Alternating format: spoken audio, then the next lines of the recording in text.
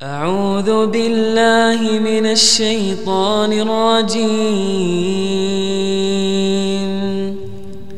بسم الله الرحمن الرحيم.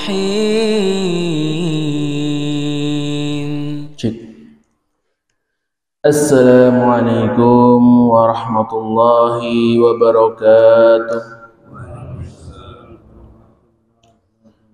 Alhamdulillah, innal hamdulillah nahmaduhu wa nasta'inuhu wa nastaghfiruh wa na'udzu billahi min shururi anfusina wa min sayyiati a'malina. May yahdihillahu fala mudilla lahu wa may yudlilhu fala hadiyalah. Asyhadu an la ilaha illallah wahdahu la syarika lah wa asyhadu anna Muhammadan abduhu wa rasuluh. Alhamdulillah, segala puji marilah kita panjatkan kehadirat Allah Subhanahu wa taala yang dengan nikmatnya pada pagi hari ini kita masih diberi kesempatan untuk melaksanakan sholat subuh berjamaah tanpa suatu halangan apapun. Salawat serta salam selalu kita aturkan kepada junjungan kita, uswah hasanah kita Nabi Muhammad sallallahu alaihi wasallam, kepada seluruh keluarganya, para sahabatnya, para tabi'in, para tabi'ut tabi'in, dan semoga kita semua selalu menjadi bagian dari pengikut beliau sampai hari kiamat kelak. Amin. Jemaah rahimani wa rahimakumullah, insyaallah pada kesempatan pagi hari ini kita akan melanjutkan bahasan dari kitab Ad-Da' wa Dawa karya Imam Ibnu Qayyim Al-Jauzi rahimahullahu taala. Masih di bab mengenai menjaga kemaluan dan kehormatan. Kemarin kita sudah bahas mengenai dosa berzina, bagaimana besarnya dosa berzina, larangan berzina, bahwa berzina itu merupakan suatu kekejian yang luar biasa. Kemudian selanjutnya kita akan melanjutkan bahasan kita mengenai dosa homoseksual, yaitu hubungan dengan sesama jenis. Ibnu Qayyim mengatakan bahwa kerusakan homoseksual merupakan salah satu kerusakan yang paling besar, ditunjukkan dengan hukuman di dunia dan di akhirat yang merupakan hukuman terbesar. Maka ada beberapa perbedaan mengenai hukuman homoseksual. Apakah lebih berat daripada zina, lebih ringan, ataukah sama derajatnya dengan zina? Maka di sini ada 3 pendapat. Yang pertama, Abu Bakar, Ali, Khalid, Abdullah bin Zubair, Imam Ahmad, dan kebanyakan para ulama mengatakan bahwa hukuman homoseksual itu lebih berat daripada hukuman zina, karena hukuman homoseksual itu adalah dibunuh baik pelakunya muhson sudah menikah ataupun ghairu muhson. Beda dengan zina, kalau zina itu baru dibunuh ketika ketika muhson saja. Kemudian kalau menurut Asy-Syafi'i berpendapat bahwa hukumannya sama dengan hukuman zina, sedangkan Imam Abu Hanifah berpendapat bahwa hukuman homoseks itu lebih ringan daripada hukuman zina, yaitu dengan hukuman takdzir. Hukuman takdzir itu adalah hukuman yang tidak ditetapkan oleh syariat. Kan ada beberapa pelanggaran yang jelas hukumannya, misalkan kalau mencuri potong tangan, kalau mencurinya di atas berapa dinar dengan sengaja bukan karena terpaksa maka dipotong tangannya, kalau membunuh maka dibalas bunuh. Tapi ada beberapa pelanggaran yang tidak ada hukumannya, misalkan nabrak orang, kecelakaan di jalan, ini kan tidak ada hukumannya, maka hukuman seperti itu diserahkan kepada hakim, kepada penguasa untuk menentukan hukuman. Maka hukuman yang ditetapkan oleh manusia itu namanya hukuman takdzir. Nah, Pendapat yang ketiga ini beralasan karena dalam Al-Quran maupun As-Sunnah Rasulullah itu belum menentukan hukuman yang jelas. Tidak ada lafaz yang jelas apakah hukuman homoseksual itu. Namun ini dibantah oleh orang-orang yang berpendapat bahwa hukuman homoseksual itu jauh lebih berat daripada zina.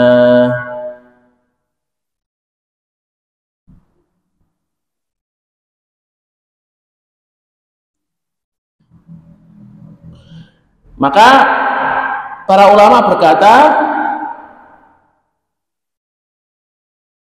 tidak ada kemaksiatan yang tingkat kerusakannya itu lebih besar daripada homoseksual kecuali kekufuran. Bahkan orang yang berbuat homoseksual itu dosanya mungkin lebih besar daripada pembunuhan. Maka para ulama berkata Allah itu belum pernah menimpakan cobaan besar ini kepada seorang pun sebelum kaum Lut.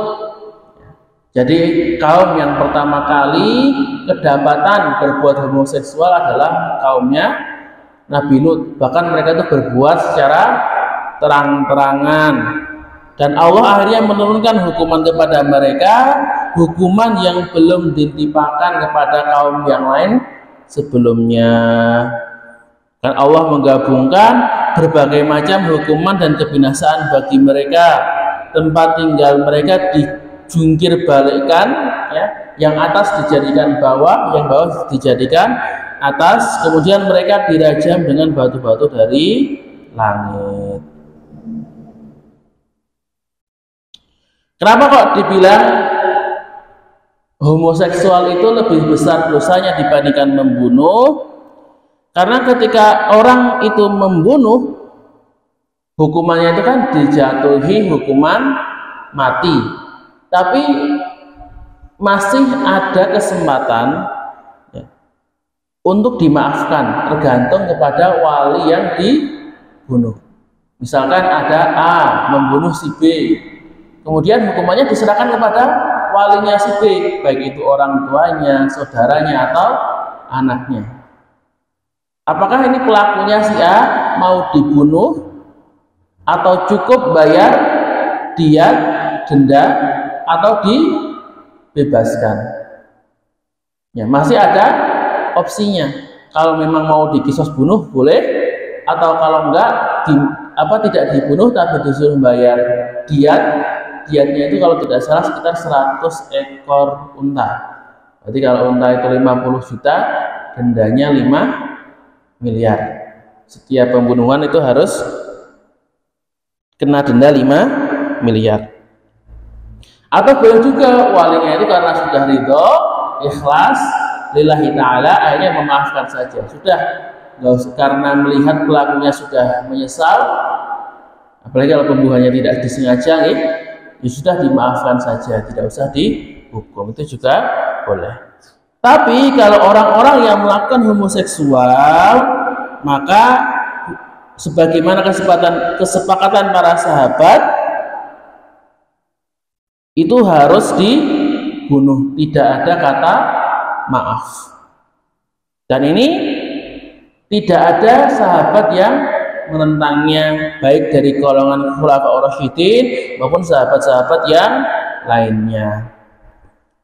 Bahwa kemudian Khalid bin Walid mengatakan bahwasanya dia pernah menemui di salah satu daerah pinggiran Arab seorang pria yang menggauli pria.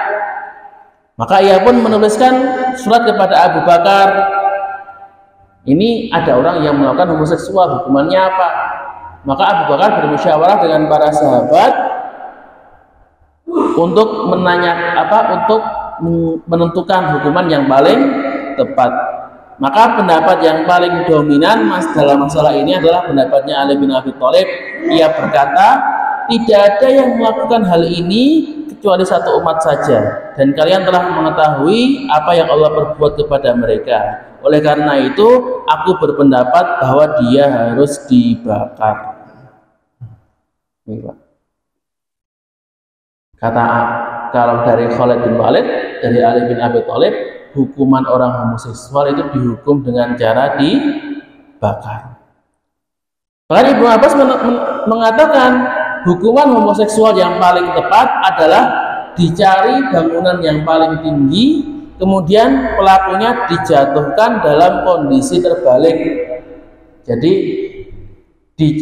dari bangunan yang paling tinggi di daerah tersebut, kemudian dijatuhkan dari kepala dulu. Jadi kepalanya menghadap ke bawah supaya jatuh, kepalanya pecah sambil dilempari dengan batu.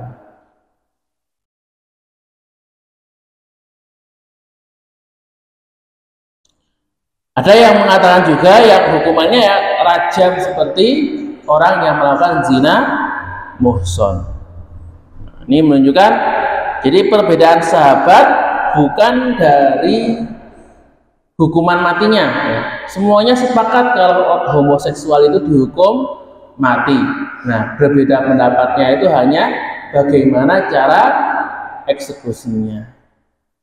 Tapi tidak ada yang berselisih mengenai bahwa pelaku homoseksual itu harus dihukum mati.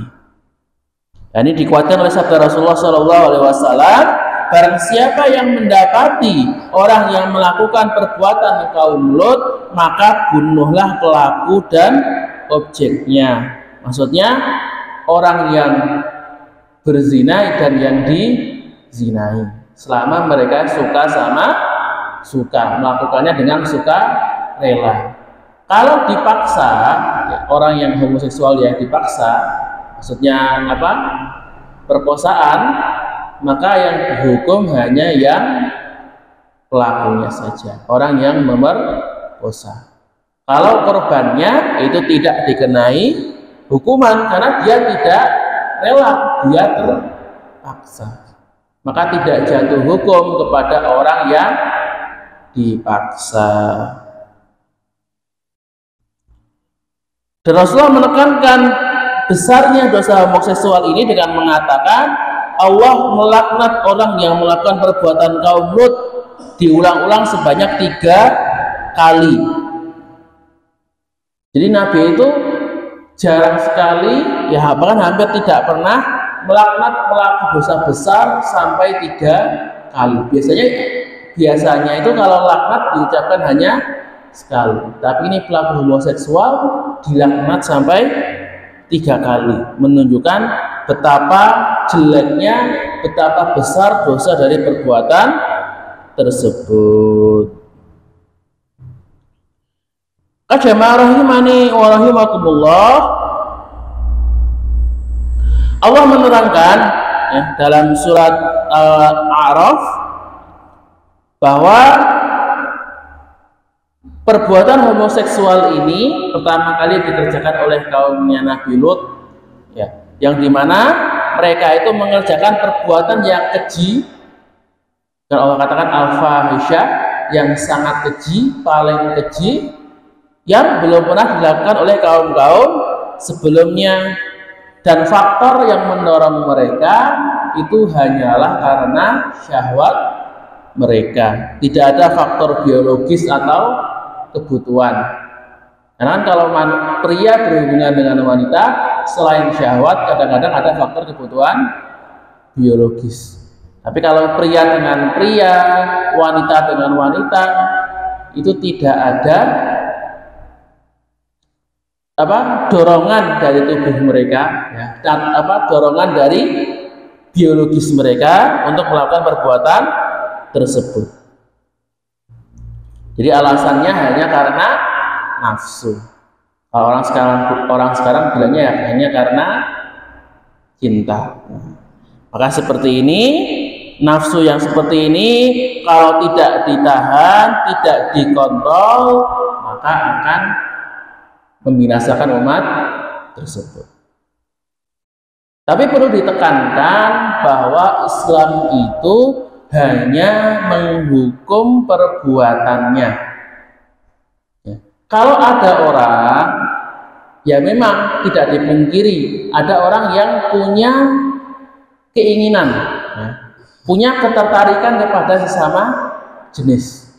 Maka kalau ada orang seperti itu tidak bisa dihukum sampai dia melakukan perbuatan tersebut.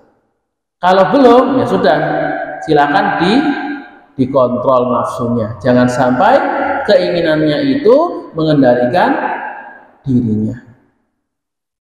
Maka kalau ada orang ya yang punya mulai ada rasa-rasa senang dengan sesama, ya seharusnya langsung terapi, ya langsung memeriksa diri. Karena sifat ketertarikan dengan sesama ini adalah suatu kelainan. Seperti orang itu ada yang punya kelainan senang mencuri, kleptomania, ngertos ya Pak? Orang yang dia itu mencuri bukan karena butuh atau bukan karena pengen uang, tapi karena gatel saja. Setiap melihat uang tergeletak itu pengennya nyuri. Nah, ini kan ada salah satu kelainan di pikirannya. Maka kalau seperti ini itu harus banyak-banyak diterapi ya supaya bisa lurus kembali.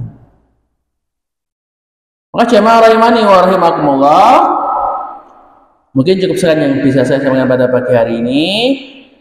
Menekankan kembali bahwa perbuatan homoseksual, perbuatan cinta kepada sesama jenis, baik sesama laki maupun sesama perempuan, adalah dosa yang sangat besar yang bahkan berkali-kali dilaknat oleh Rasulullah SAW.